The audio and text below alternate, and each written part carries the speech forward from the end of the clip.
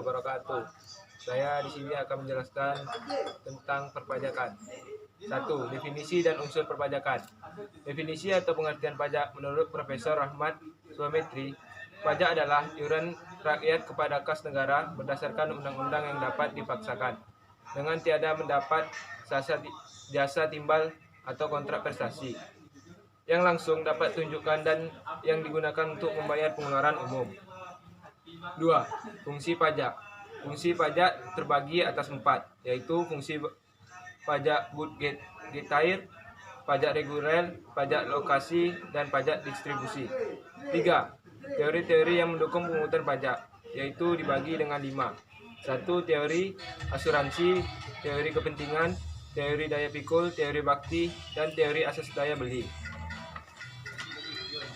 Hukum pajak materi dan hukum pajak terbagi atas 2, yaitu hukum pajak material dan hukum pajak formil. Pengelompokan pajak adalah menurut golongannya. A. Pajak langsung.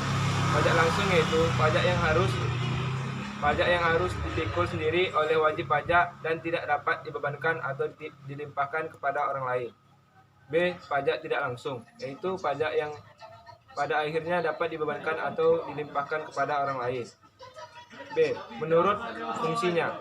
Pajak subjektif, yaitu pajak yang berpangkal atau berdasarkan pada subjektifnya dalam arti memperhatikan keadaan diri wajib pajak.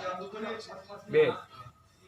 Pajak objektif, yaitu pajak yang berpangkal pada objeknya tanpa memperhatikan keadaan diri wajib.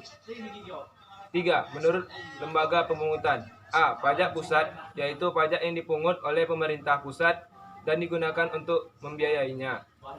Tata cara pemungutan pajak. 1. Stelsel pajak. A. Stelsel nyata.